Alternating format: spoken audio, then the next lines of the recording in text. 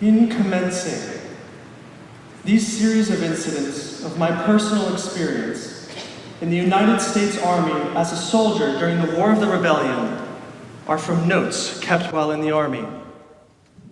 I was underage at the time, making good wages for a mere youth, but being of a roving disposition, nothing would satisfy my desire until I became a soldier.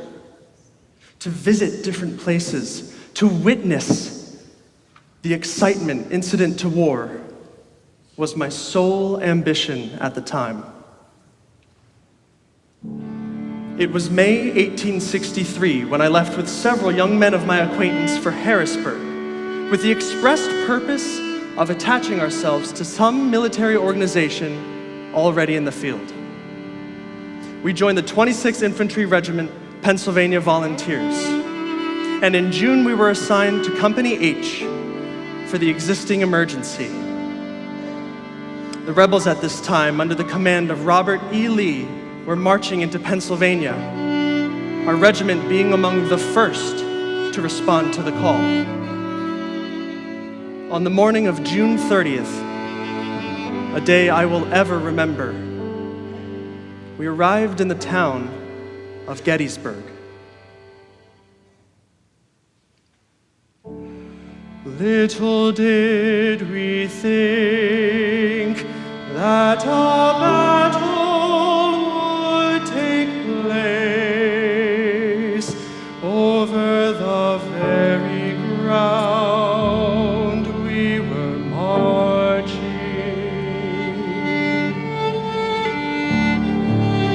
The greatest battle of the rebellion, and one to be remembered as long as his story stands.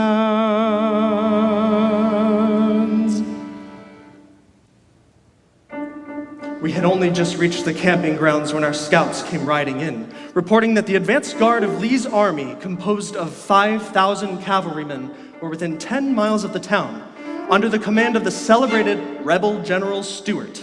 The drums sounded. We commenced to gather in double quick time to have our first encounter with the enemy.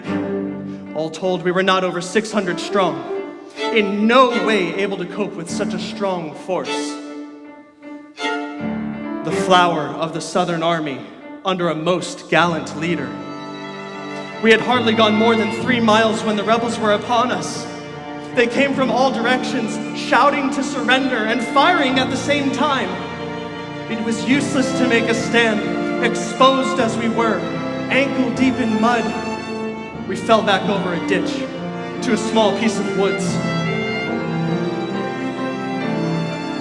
I made up my mind to surrender, but then I saw them fire on those who had surrendered. And so I ran over streams, climbing fences, mud from head to foot, more like a brickyard than a soldier.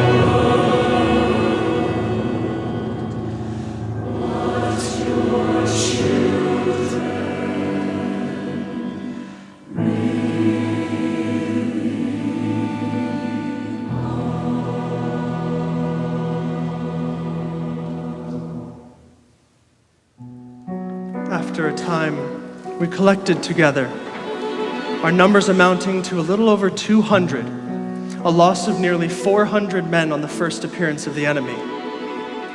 We now left for a hard march in the direction of Carlisle, mostly by night and through the woods, afraid to keep to the main road, which was swarming with rebel cavalry. They were plundering the houses in every direction, contrary to the orders issued by General Lee to respect all property and take nothing but forage for man and horse.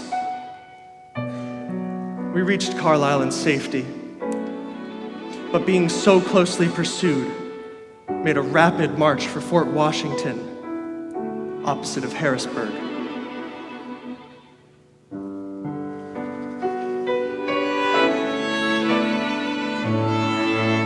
During the evening, I witnessed the bombardment of the town.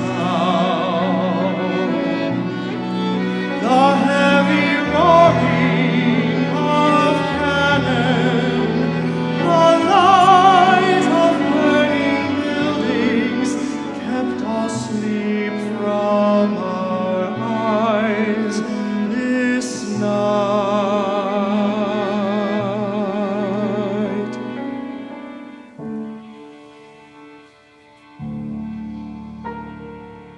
Early next morning, we reached Fort Washington and found it well filled with soldiers, all of whom were expecting an attack at any moment. After 2 days' picket duty, we returned to the fort, where we heard the glad tidings that the rebel army under General Lee had been completely routed at Gettysburg by the Army of the Potomac under the command of General Meade, after 4 days of very hard fighting. The army under General Lee immediately left for Richmond, Virginia, pursued by the Union Army. Thus ends my experience in the infantry during the War of the Rebellion.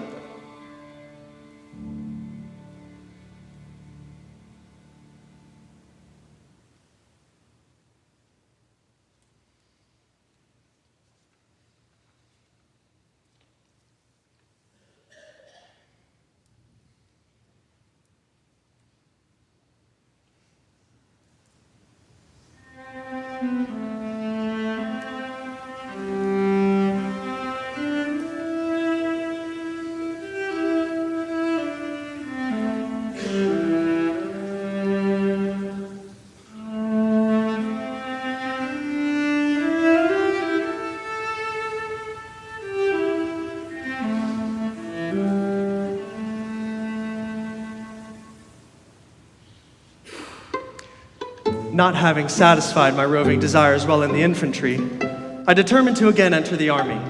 I enlisted in Company H, 20th Pennsylvania Volunteer Cavalry in January 1864. This regiment was recruited in the city of Philadelphia, but composed of men from all parts of the state. On our arrival in Harrisburg, we were placed in large A tents holding 16 men comfortable. In this old tent, I passed many a good night, singing songs, telling stories, and having a good time in general. We could scarcely keep warm. Water would freeze solid in our canteens.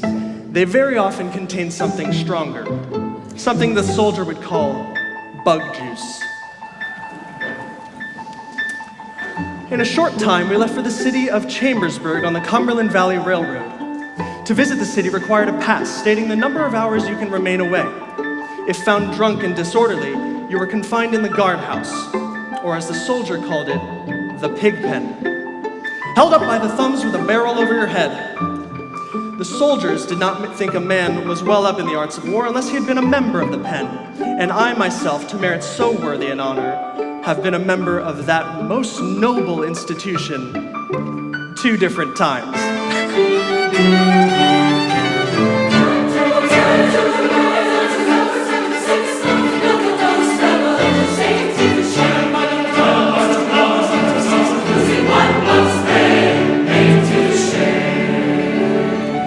Mechanicsburg, Shippensburg, Hagerstown and Martinsburg, hardtack and salt horse, coffee in Parkersburg, 50 cents a pound.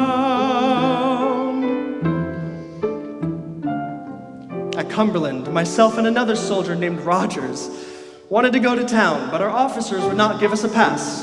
I went to the water carrier and offered him $1 to let us have the kettles to get past the guards. We left the kettles at the spring, and for all I know, they are there yet. We enjoyed ourselves like two lords. We had our pictures taken, our fortunes told, and were having a jolly time to ourselves. Towards night, we started for camp, when I spied the patrol coming. They halted us, and after marching us back, we were landed in the pen.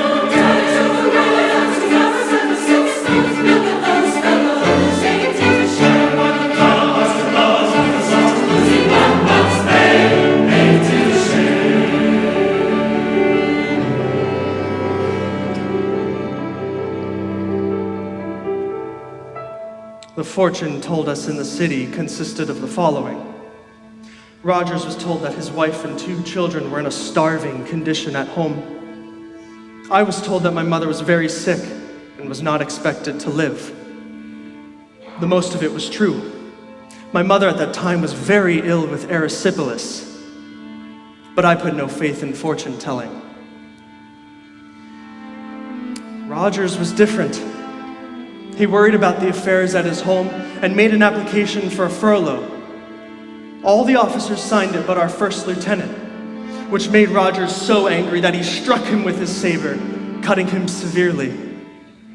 He immediately made his escape, as the penalty for striking a superior officer in the army was death. I never saw or heard of Rogers again after that.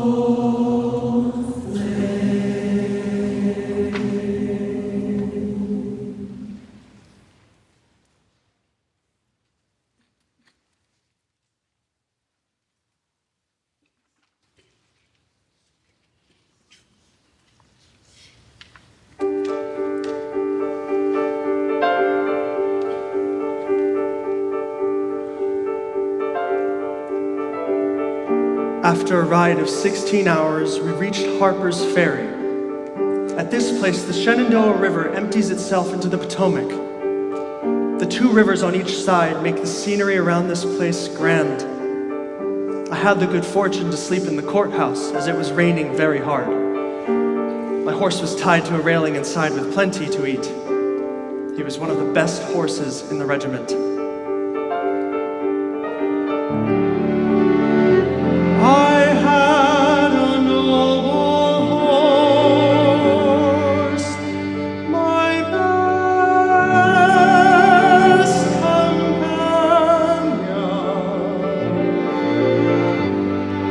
my Jim.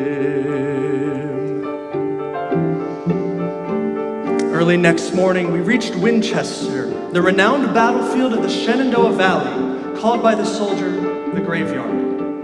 We received orders to proceed up the valley to support General Sigel at Cedar Creek, seeing squads of rebels along the way, whose commander was the renowned rebel John Singleton Mosby, the gray ghost of the Shenandoah. Mosby, rebel chieftain, gray ghost of the Shenandoah, daredevil commander, his men knew no fear. I never saw their equals. This whole country was infested with them, burning bridges, cutting trees, dashing in through picket lines to plunder what they could. Each day we would hear what they had done. The name of Mosby, a terror among our men. Mosby, Mosby.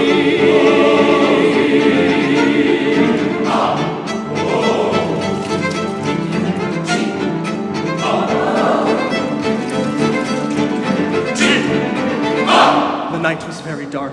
They were swarming in the woods above my post. My horse was uneasy, ears thrown back, eyes on the road.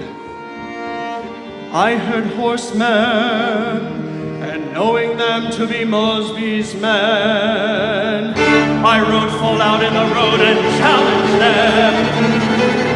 They commenced firing at me and charged.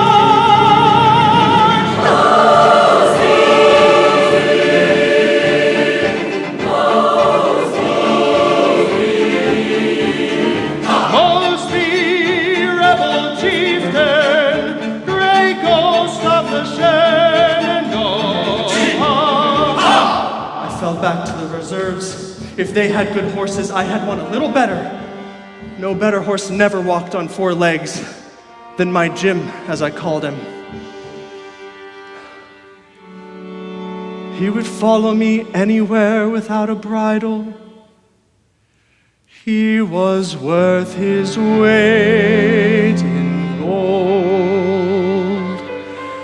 My Jim.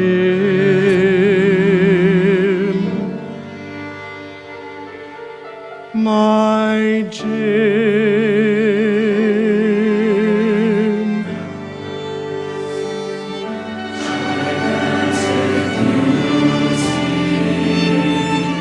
Fresh and responsive, and white between his legs glossy.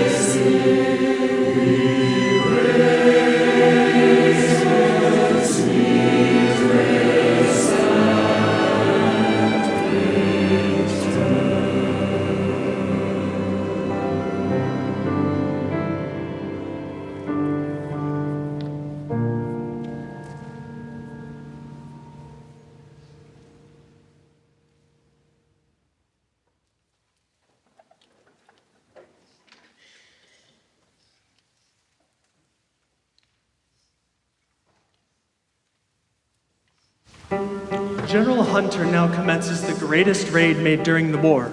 in loss, sufferings, distances traveled, all in the enemy's country. We took up our line of march for Stanton, but after a few hours' march, Hunter wisely concluded to take a byroad. Early next morning, we left for Piedmont.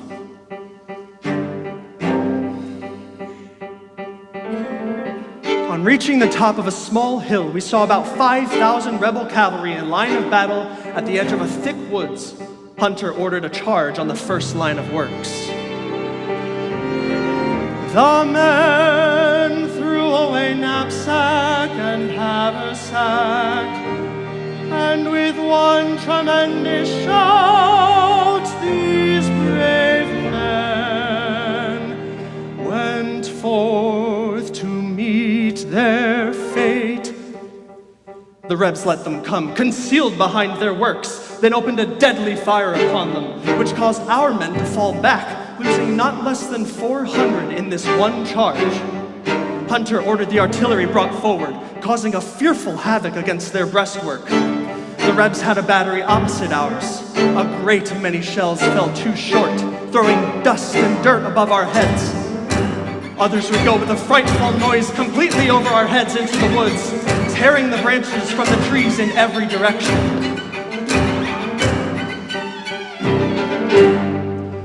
No one knows the feeling, hearing those messengers of death. No one knows the feeling but the poor devil who is compelled to remain. At about 4:30, our regiment flanked the rebels and opened a heavy fire upon them. At the same time, the whole body of our infantry made one desperate charge, filling the air with their shouts. Their bayonets shining in the sun was one of the most exciting scenes man ever witnessed.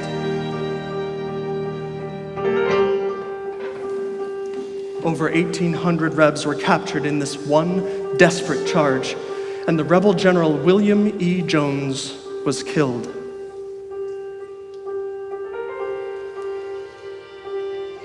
We encamped on the field of battle all night, but with not much sleep. I lay some 10 yards from where 400 wounded men lay.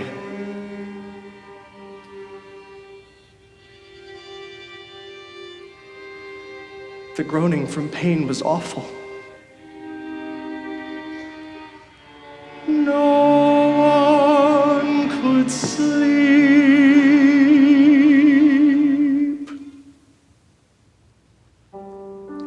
I mounted my horse and set out in search of water. After taking a good drink, the first since early morning, I started back, but was unable to find the place I had left. It was very dark. After stumbling about in the darkness for some time, I concluded to stop and try and get some sleep. I got off my Jim and was leading him along when I stumbled. I fell to the ground and I touched a blanket. I tied the horse and took off his saddle, thinking I would bunk with the very sound sleeper I fell over. I gently got down, crawled under his blanket, and was getting fixed for a good night's rest when I happened to touch his hand. It was very cold.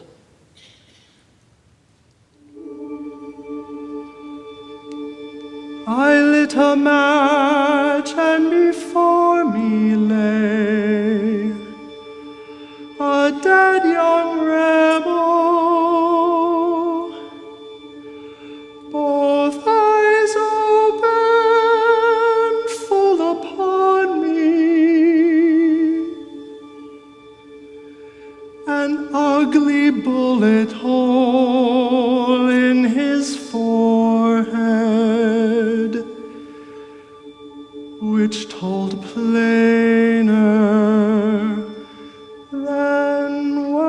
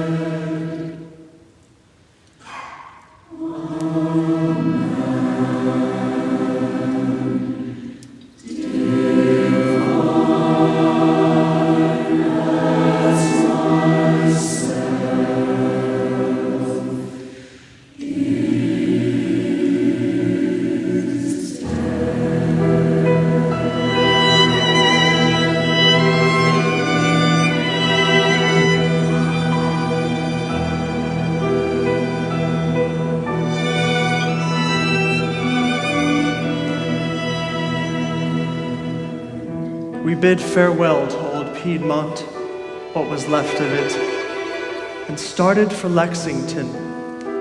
We remained here 2 days, and during that time, no less than 500 slaves left their homes to follow our army, men, women, and children of all ages. Hunter gave orders for all the slaves to follow the army, and hundreds partook of this foolish order. If they had known the trials they would encounter,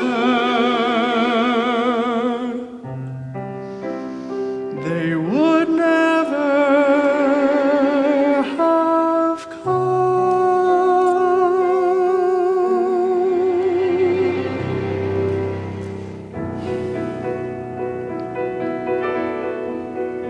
I had just put the bridle on my horse when the captain of my company came up, telling me to mount quick as the Rebs were coming. I hastily mounted and rode down to the pike, the rebels close in my rear. But I had a good horse.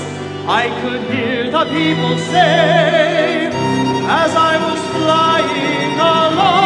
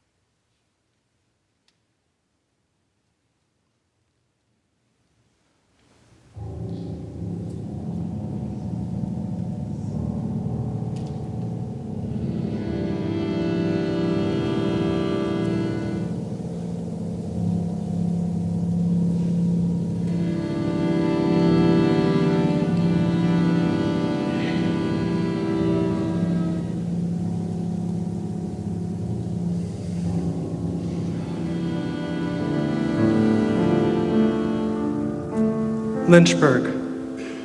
Hunter waited until morning, which was a sad mistake. I could hear the trains coming from Richmond all night long.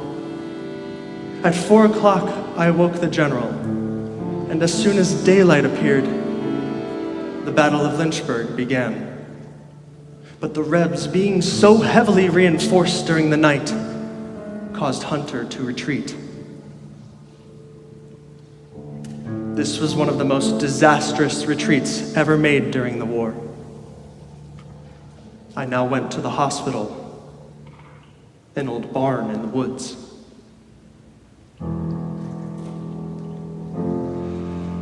In the woods they were lying, in every direction. I helped to place the wounded on the table.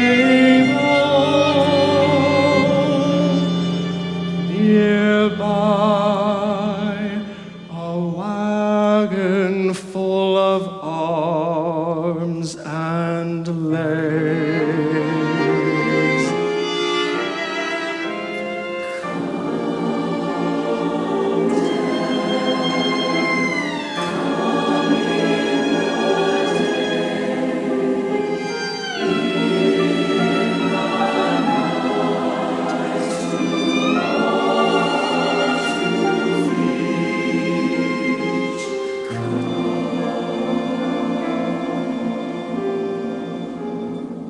We lost over 500 killed and wounded, and being so closely pursued, made a forced march without anything to eat.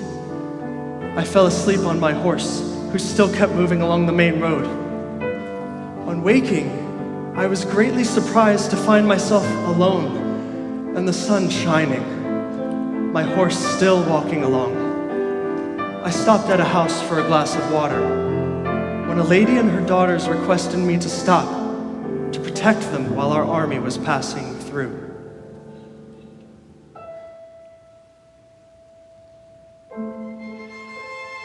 They offered to conceal me until the war was over, and then send me home. I knew the trials I had been through, and the trials before me. I thanked them, but concluded to push on.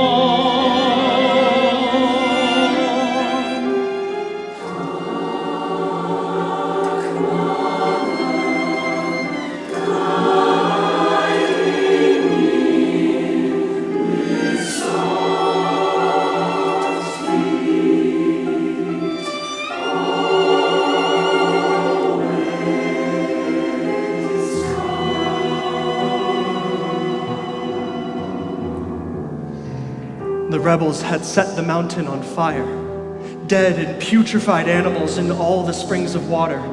The dense smoke and hot sun told heavy on our men and the Negro refugees who were following the army.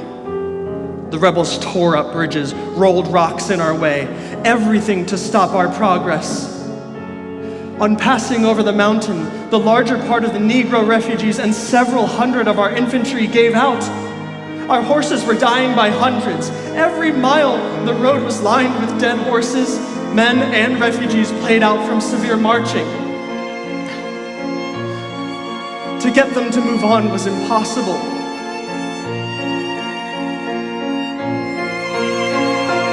Many of these fellows lay in southern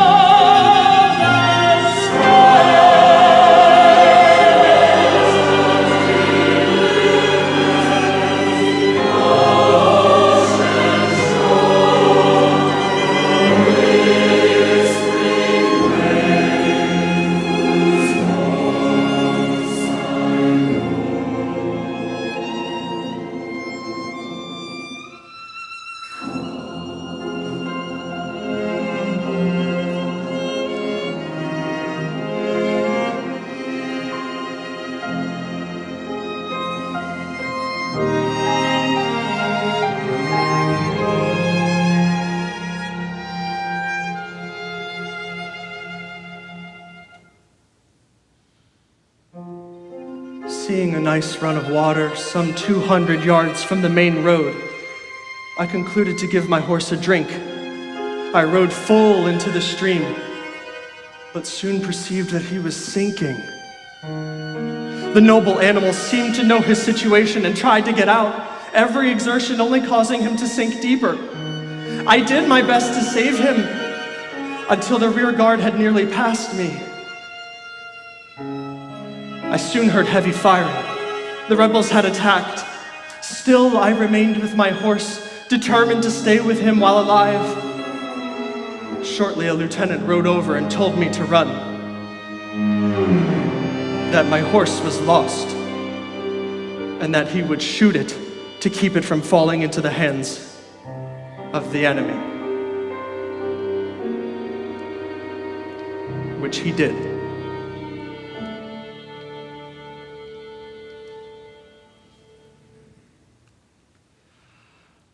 I now lost my best companion,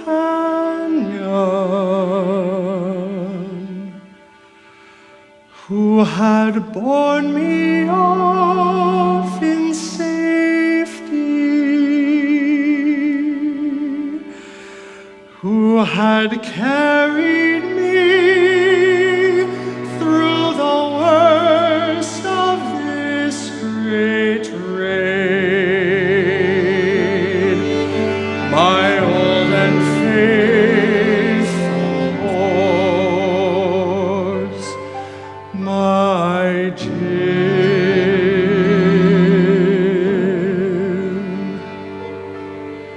my Jim.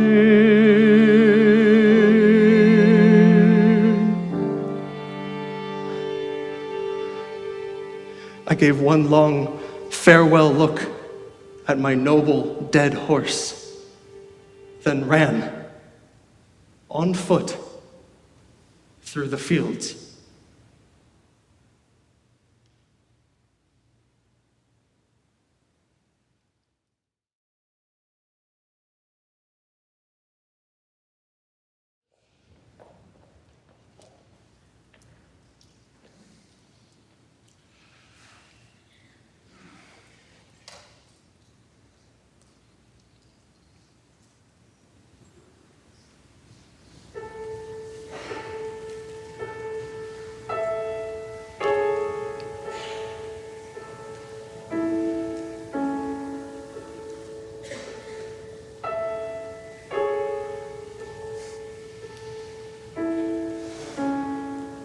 Dear parents, thank God once more in our lines. My old and faithful horse, Jim, I lost in the quicksands at Meadow Bluffs. We've been in 3 battles since we came off the Great Raid: Snickers Gap, Ashby's Gap, and Winchester. We've lost half our men. We numbered last April over 1,400. We now number a little over 500. I am hardy as a buck. Do not worry about me. Everybody's bound to go to the Union, right or wrong. Mother, I have not forgotten you.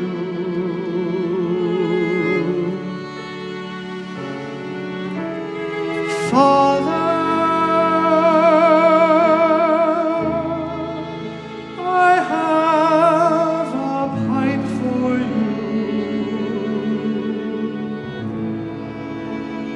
give my love to all. This is the last year of the war, but you may depend on seeing hard fighting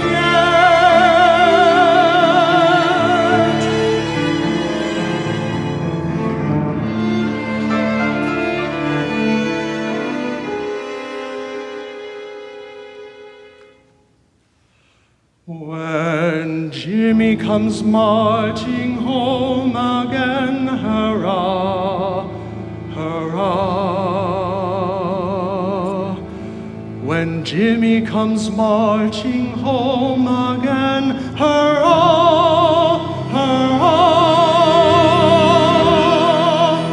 That will be when this cruel war is over.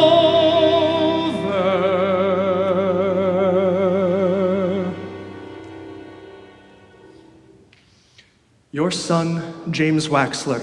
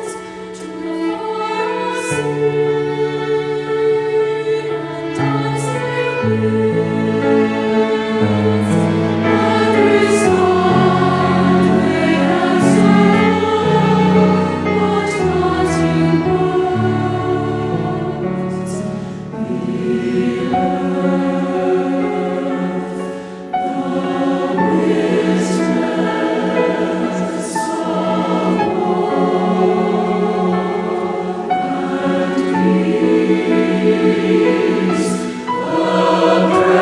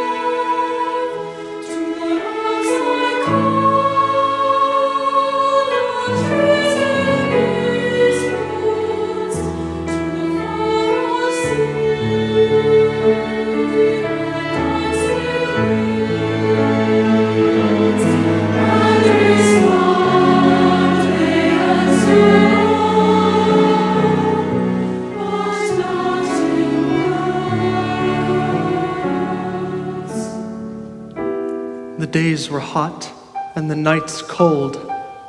General Sheridan was now in command. We now composed about 30,000 men. We lay about Winchester until the middle of December, when our division left on an expedition to Gordonsville.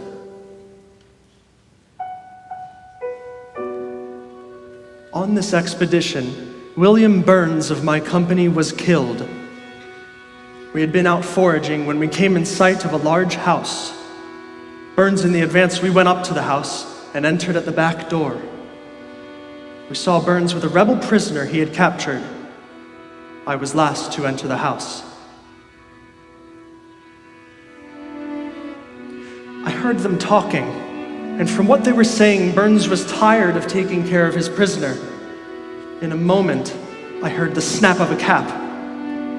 It seems that Burns intended to kill the rebel, who, seeing his danger, shot Burns dead. I was surprised. Had he not attempted to shoot his prisoner, he would not have lost his life. Burns was a nice young man and well thought of in the company. Whatever prompted him to try and kill his prisoner is more than I ever could conjecture.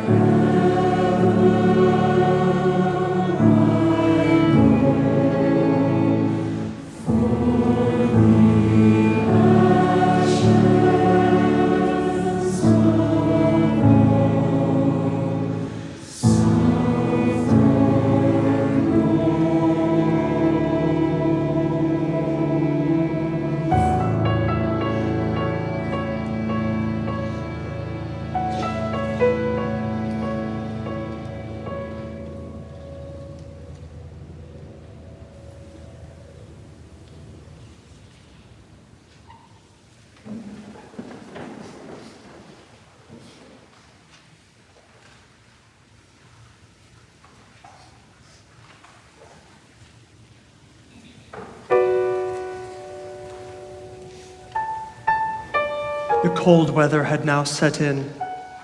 On our brigade, we were ordered to Loudoun County to try and capture, if possible, Mosby's guerrillas, who made this section of Virginia their headquarters. It was bitterly cold.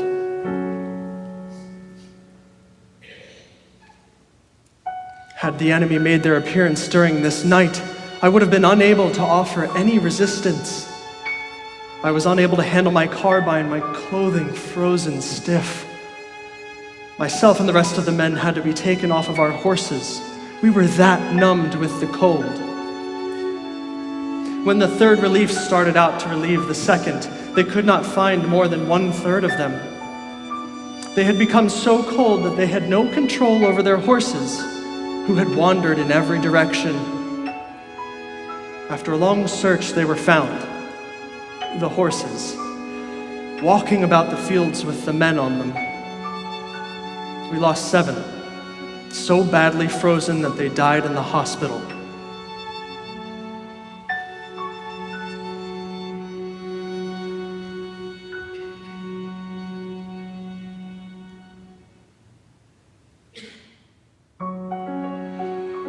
No one can tell the feelings of a soldier all alone on picket at night, not knowing at what moment a rebel bullet could end his career, as the cold January winds would blow the dead leaves over the snow-covered ground. I would imagine it was the report of a rebel rifle, the ever-true ears of my horse. Every moment, every sound, the ears of man's best friend, pointed in the true direction from whence the sound came. The mountains were swarming with Mosby's men. While encamped at Lovettsville, we captured a number of them, including Moberly, a major who was well known in this section of the country. His dead body was brought into camp lying over the back of his horse. We also came near capturing Mosby himself. We had surrounded a house where he generally slept, but one of our men deserted and joined his command, putting Mosby on his guard. We left Lovettsville feeling in no way well disposed towards the rebel chieftain.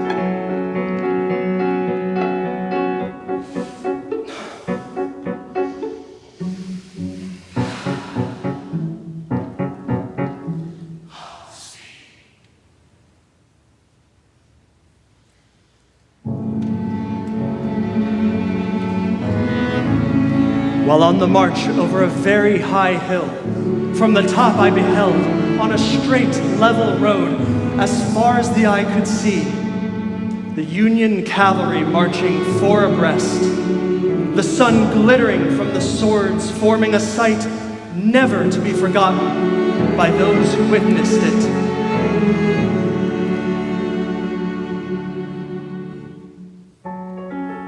The rebels burnt the bridge crossing the Shenandoah River.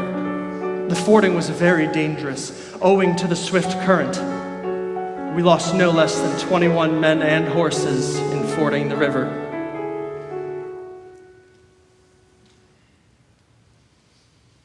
These brave fellows lost their lives, that the Union Army might capture a few prisoners and a few $100 worth of wagons.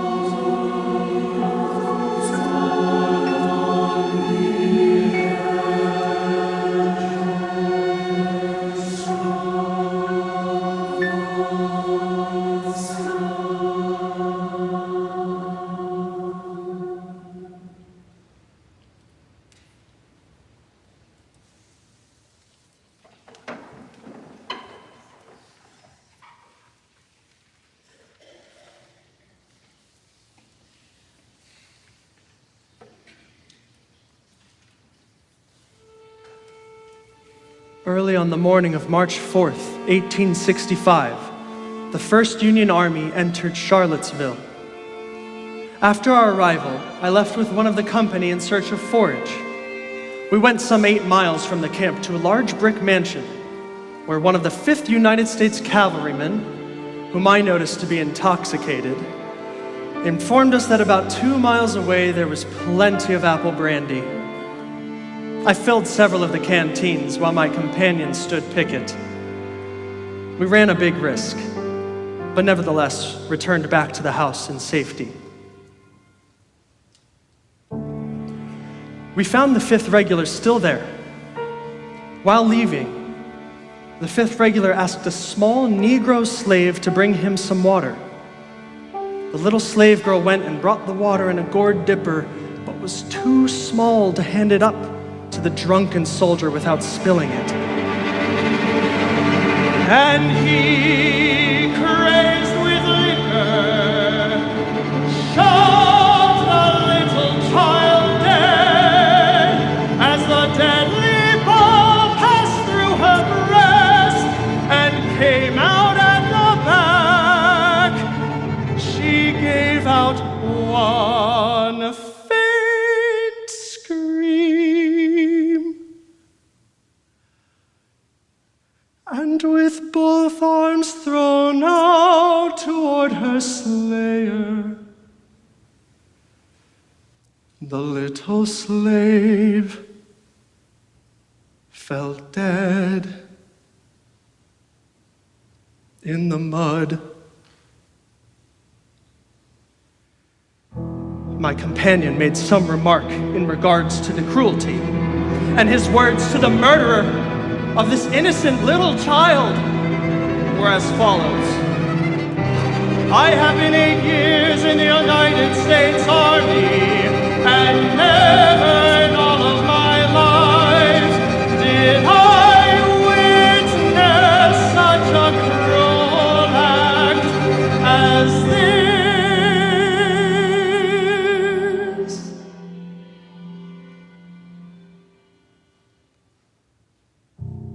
The regular pulled out his revolver to shoot him when my companion quickly grabbed it from his hands, striking him from his horse into the mud near the side of his victim. And we left this hard-hearted wretch to his fate, which in my mind ended with his life, as on looking back, I saw the slaves beating him with vengeance, which he so justly deserved.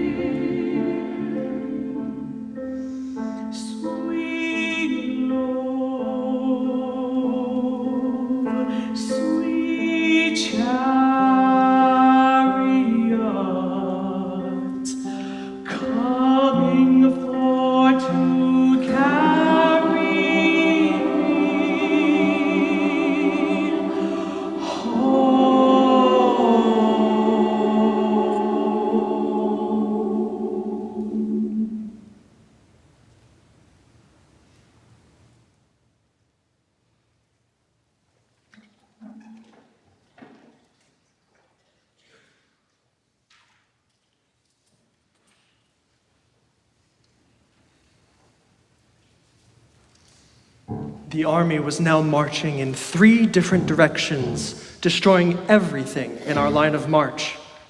The heavens at night were one red glare of light from burning buildings. I always liked excitement, but seeing so much property destroyed and lives lost had in a great measure cured me. This we must do to bring the war to a close. We destroyed mills, tobacco warehouses, barns, everything that would feed Lee's army at Richmond. Early one morning, myself and 4 others of the company, including a Negro slave who we had taken a fancy to, concluded as our grub was getting low to make a day of it and try and get something for ourselves and horses. We remained out until late afternoon, and on arriving at camp were greatly surprised to find that the entire command had left. I thought to myself, "You are good for rebel prison this time, James Waxler." Faint as our hope was of ever reaching the army, we concluded to make the attempt. We had not gone more than a mile when I saw Johnson, our advance guard, coming back at a rapid rate. I also saw about 30 rebel cavalry coming towards us, riding at a fearful pace, calling out to surrender, some 10 of their number taking across the fields to cut us off.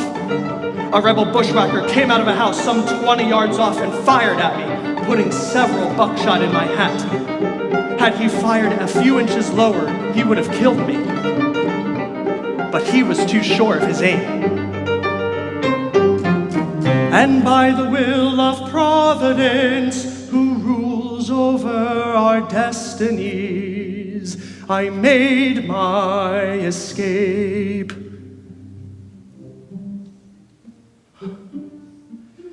As soon as we reached the woods, we were safe. The darkness had now set in and proved our blessing. At about 10 o'clock, we came across a farmhouse, and after looking around for some time to see that none of the enemy were there, we concluded to enter and soon had the parties up. I told them we were rebel scouts, and the farmer informed me that the Yankees were in camp 18 miles by the main road. He asked us to bring all the Yankees back that we had captured, and he would help hang them. He would send his slave along as our guide. We went along for over 8 miles when our guide told me that ahead there was a church in the woods which we had to pass on our way. I stopped our little party and concluded to first take a look at the church. We found the building in possession of at least 100 rebel cavalrymen. On returning, I found that our guide had learned by the careless talk of our men who we really were.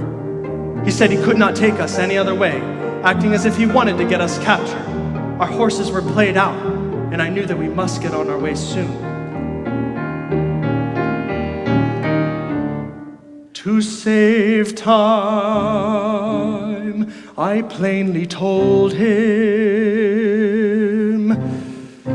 pulling out my revolver, if he did not take us by the church safely, he was a dead man. This had the desired effect. We kept on the byroads until about 4 o'clock in the morning, when we had the pleasure of beholding our campfires as yet some 5 miles in the distance. I now determined to keep to the main road, as I knew before long we would come across our own pickets. We'd not been on the road long before we heard horsemen. When to our joy, it proved to be the 2nd Massachusetts Cavalry. It was some time before we could convince the major that we were members of the 20th Pennsylvania Cavalry. He told us that had we been 1 hour later, we would have all been captured.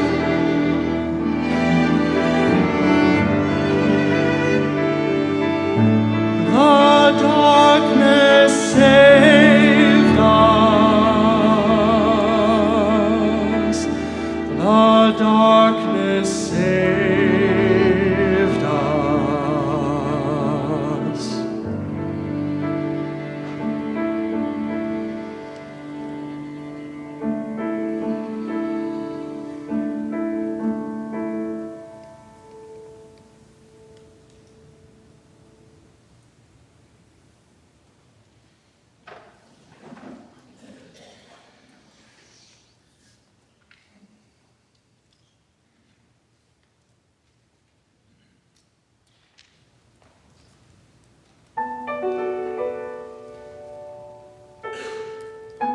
During the equinoctial storm, the wind blew down a tree, killing 3 men ahead of where I was standing.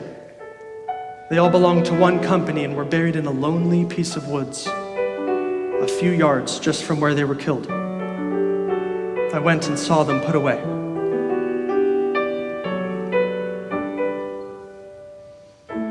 They filled their haversacks with leaves and wrapped them in their blankets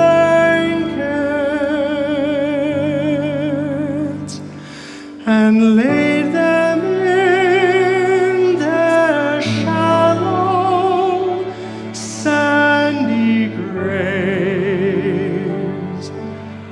to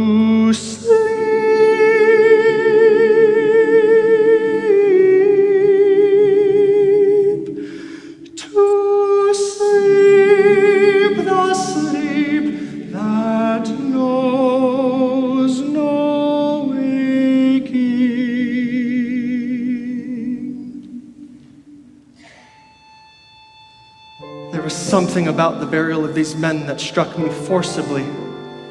After their comrades had put a small board at each of their graves, I took notice that one was simply marked J.W., the first two letters of my own name.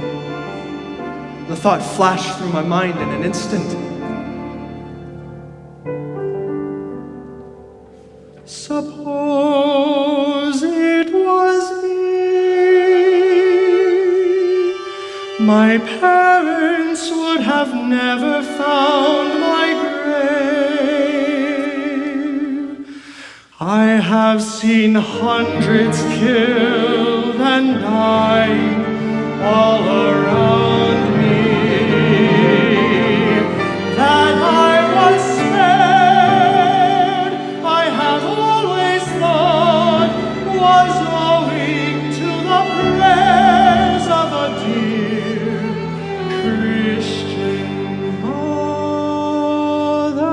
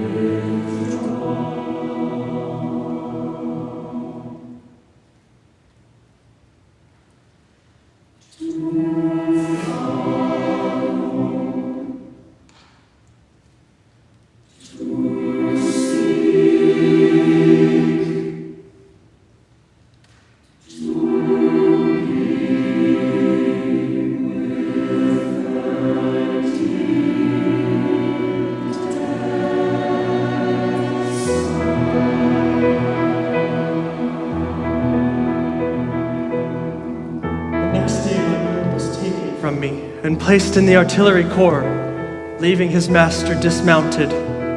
Late in the afternoon of the second day, the dismounted men and 3,000 slaves went aboard the transports and left for Washington, D.C.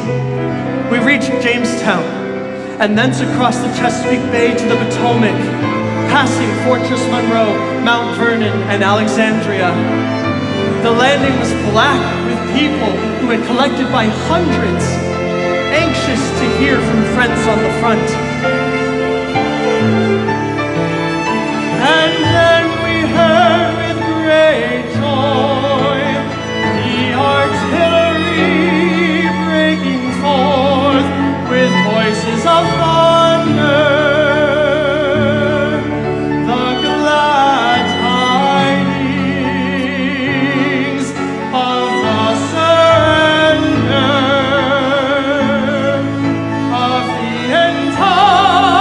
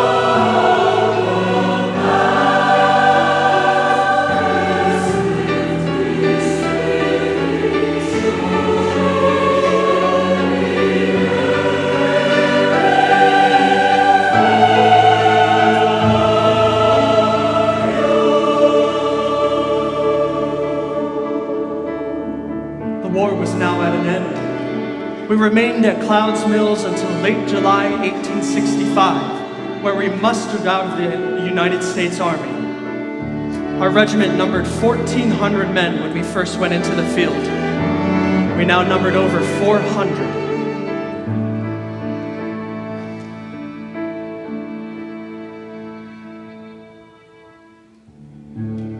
Late in the afternoon, we reached Philadelphia, and I entered a horse car for Home Sweet Home.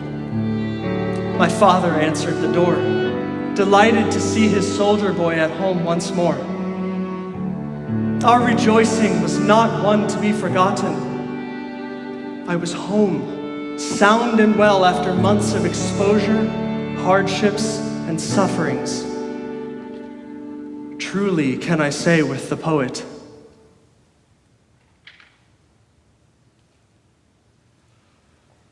home,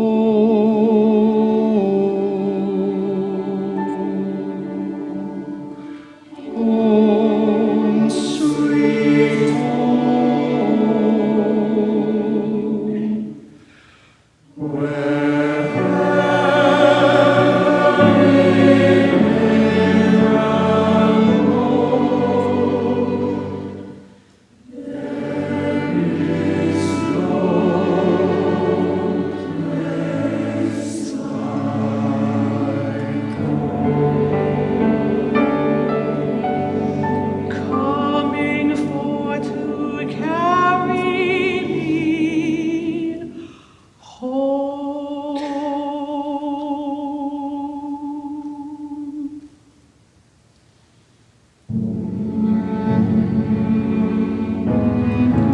Thus ended one of the greatest wars of modern times, of 4 years' duration between the North and the South.